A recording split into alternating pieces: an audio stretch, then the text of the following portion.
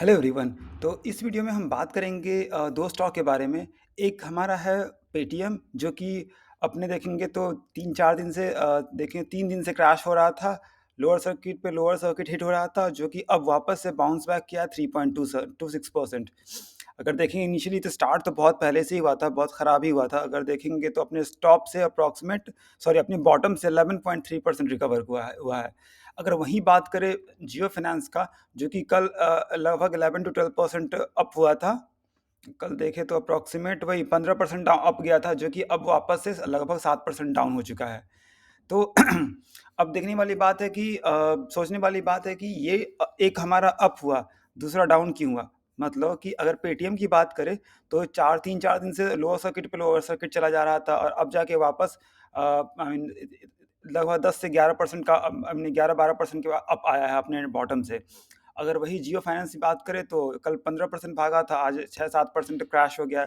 तो इसको हम समझेंगे। तो सबसे पहली बात है कि अगर कोई शेयर अप एंड डाउन हो रहा है, तो उसका 2 चीज़ होता है कि एक तो होता है कि फंडामेंटली कुछ रिजल्ट आया, फिर या फिर कोई न्यूज़ आया, इसलिए डाउन होता है।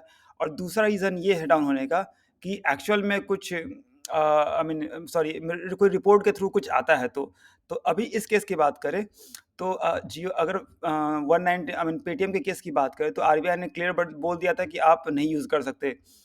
इनको एडवाइजरी जारी किया गया था कि आप 29 फेब के बाद आप ऑपरेशन नहीं कर सकते पेटीएम पेमेंट बैंक से रिलेटेड। तो उससे ये क्या हुआ कि आरबीआई ने क्लैरिफिकेशन दिया, एक्चुअल न्यूज़ हुआ, तो इसलिए क्या हुआ, क्रैश पे क्रैश हुए जा रहा था, लोअर सर्किट पे लोअर सर्किट हुए जा रहा था। अगर हम जियो फाइनेंस की बात करें तो कल न्यूज़ आई थी जियो फाइनेंस की एक्चुअली, और ये न्यूज़ थी रिपोर्ट के थ्रू, तो ये एक्चुअल न्यूज़ नहीं थी। सॉरी। तो कल जो न्यूज़ आई थी कि जो जियो फाइनेंस पेटीएम वॉलेट खरीदेगा, तो इसके संदर्भ में हुआ था कि ये पॉजिटिव साइन माना गया बाजार को। तो क्या हुआ कि ज़बरदस्त बाइंग हुई कि आने वाले टाइम में पेटीएम को बाई कर सकता है, पेटीएम वॉलेट को बाई कर सकता है जियो फाइनेंस। तो लेकिन जब क्लैरिफिकेशन आया तो ऐसा कुछ भी नहीं था।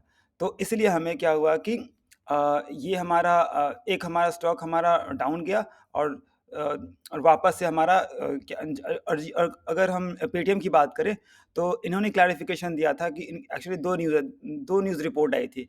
एक तो कि जियो खरीदेगा, दूसरा था कि मनी लॉन्ड्रिंग का केस। तो जब मनी लॉन्ड्रिंग का केस नहीं हुआ, ऐसा कुछ जब डिनाई कर दिया था ऐसा कुछ नहीं, तो हमारा क्या हुआ, स्टॉक बाउंस बैक किया। अब एक बार हम बीएसई के वेबसाइट पे आ जाते हैं और देख लेते हैं कि कैसे दिखता है और क्या क्लैरिफिकेशन मांगा था। तो ये आ गए हम पेटीएम पे। यहाँ पे जल्दी से आते हैं हम कॉर्पोरेट एक्शंस में। अब यहाँ पे देखते हैं कि clarification on the news item, यहाँ पे था कि क्लैरिफिकेशन शॉर्ट फ्रॉम 197 कम्युनिकेशन। ठीक है, इसको थोड़ा सा बड़ा कर देते ताकि देखने में कोई दिक्कत ना हो। ठीक है, तो यहाँ पे आया था कि क्लैरिफिकेशन मांगा था कि क्लैरिफिकेशन दो। अगर इसमें ओपन करेंगे तो यहाँ पे है कि with reference to news appeared in Hindustan Times कि Mukesh Ambani to acquire Paytm wallet. ठीक है, तो यहाँ पे क्लैरिफिकेशन मांगा इन्होंने, एसएबी ने मांगा, बीएसई ने मांगा, और यहाँ पे हमें यहाँ पे देखने को मिल गया। तो यहाँ पे कह रही है कि disclosure for under regulation pursuant to, okay sorry ये नहीं है, ये दूसरा वाला है, ये ऊपर वाला है, यस क्लैरिफिकेशन, ओके यही तो है। ठीक है, ओके हाँ ये रहा हमारा। तो यहाँ पे clarification on the news item appeared in Hindustan Times dot com कि ये एक्वायर करेगी पेटीएम। तो यहाँ पे बोल रही है कि न्यूज़ इज स्पेक्यूलेटिव, मतलब क्या हुआ कि speculative baseless and factually incorrect है। तो सीधा डिनाई कर दिया पेटीएम ने कि ऐसा कुछ भी नहीं है, जो मनी लॉन्ड्रिंग केस वाला था। अब हम आते हैं रिलायंस पे, आई मीन जियो फाइनेंस पे। जियो फाइनेंस पे आ गए और हम आ जाते हैं कॉरपोरेट अनाउंसमेंट में, और यहाँ पे हम आते हैं कि क्लैरिफिकेशन। ठीक है, तो यहाँ ओपन कर लेते हैं कि परचेज करेगी कि नहीं। क्लैरिफिकेशन कैप्शन, मुकेश अमन अक्वायर पेटीएम वॉलेट, इसको थोड़ा सा बड़ा कर लेते हैं हम ताकि हमें अच्छे से दिख जाए। ठीक है, तो यहाँ पे है कि Hindustan Times dot com option to acquire Ambani to acquire Paytm wallet.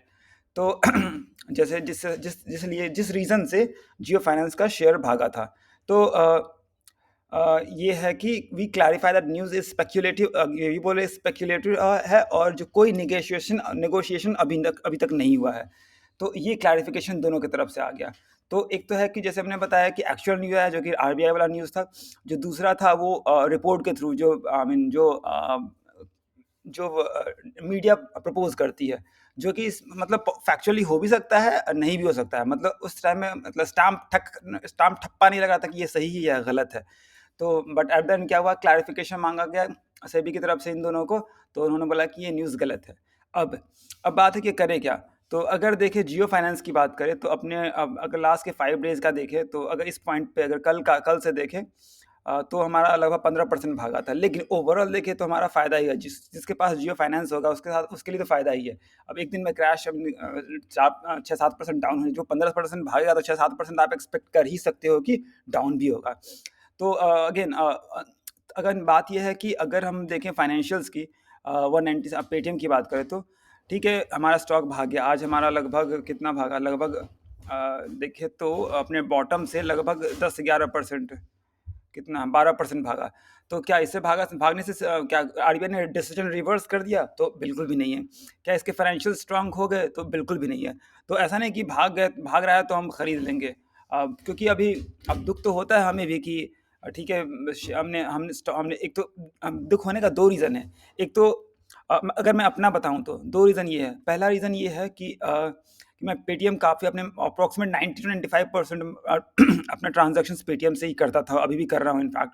लेकिन अगर हम बात करें अगर हम दूसरी बात करें, तो दूसरा बात ये है कि अगर हम देखें इंडिया में काफ़ी स्टार्टअप का हो रहा है। अगर डिमोनेटाइजेशन की बात करें तो पेटीएम जो था उसको आई मीन प्रपोज़ तो नहीं कह सकते हैं कि प्रमोट करने में या फिर फाइनेंशियली सबको कनेक्ट करने में काफ़ी सक्सेसफुल रहा। किसी के पास नहीं होता था डिमोनेटाइजेशन के टाइम में, तो पेटीएम बहुत फ्रीक्वेंटली यूज़ होता है। और इससे क्या होता है कि हमारा जो इतना बड़ा पायनियर हम कह सकते हैं पेटीएम डिजिटल ट्रांसफॉर्मेशन में, इंडिया का डिजिटल ट्रांसफॉर्मेशन में इतना बड़ा रोल रहा अभी तक। और उस अगर वही स्टार्टअप जो है वो अभी अगर बैंकरप्ट हो जाए या फिर इस पे अगर कुछ गलत हो जाए, तो अगर इंटरनेशनल लेवल पे हमारा इंडिया का जो इंडियन इकोसिस्टम पे जो इंडियन इंडियन स्टार्टअप इकोसिस्टम पे बहुत ही ख़राब इम्पैक्ट आएगा, जो कि ऐसा ना हो तो ज़्यादा अच्छा है। बट अगेन अगर हमें इमोशनल डिसीजन नहीं लेना है, बीइंग अ शेयर होल्डर अभी तो बहुत ही रिस्की है अब इसमें एंटर करना, क्योंकि हमने लास्ट वीडियो में डिस्कस किया था कि फाइनेंशियल्स इसके अच्छे नहीं है, ऊपर से आरबीआई के नॉर्म्स बहुत तगड़े, और आरबीआई एक बार पकड़ लेती है तो बहुत जल्दी छोड़ती नहीं है। तो ऑब्वियसली इस गेम में इसके पीछे ये भी आ चुकी है, आरबीआई आ चुकी है और पेटीएम के पीछे। तो अब पेटीएम को आरबीआई को है कि पब्लिक का पैसा सेफ रहना चाहिए। उनके लिए जो भी नॉर्म्स आरबीआई ने डिफाइन किया, उन्होंने इसको पेटीएम ने इसको फॉलो नहीं किया। तो इस रीज़न से ये देखने को मिला। बट एट द एंड देखते हैं क्या होने वाला है। बट ये है कि इमोशनली अभी भी डिसीजन नहीं लेना है। अगर लग रहा है कि फाइनेंशियल्स अच्छे नहीं है या फिर आने वाले टाइम में अच्छे नहीं कर सकते, तो अभी हमें रुकना चाहिए। अगर हम बात करें कि एंटर कब करें, तो अगेन मेरा वही है कि फाइनेंशियल्स वापस से अच्छे हो जाएँ। वापस से अच्छे होने का मतलब कि जब उनके जो ऑपरेशंस अच्छे हो जाए, ऊपर से जो रिज़ल्ट आते हैं Q3 का आ चुका है। Q4 का बात करें तो उसमें अच्छे करना चाहिए। और ऊपर से जब आरबीआई से सब कुछ क्लीन मिल जाएगा ताकि सारा ऑपरेशन नॉर्मली कर सके, तब जाके हम इसमें एंटर करने का सोच सकते हैं। डिस्पाइट कि अभी तक अगर हम देखें इसके प्राइस देख लेते हैं एक बार फिर से।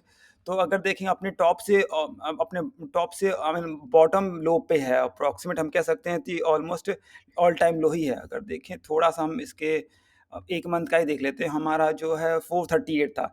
तो अगर देखें तो मतलब अप्रॉक्सिमेट अपना शेयर जो है 75 से ज़्यादा क्रैश हो चुका है, अपने बॉटम से टॉप से देखेंगे तो 74.6% क्रैश देखने को मिल रहा है। अगर हम थोड़ा-सा 5 साल का करें तो हमें ज़्यादा क्लियर मिलेगा, देखते हैं।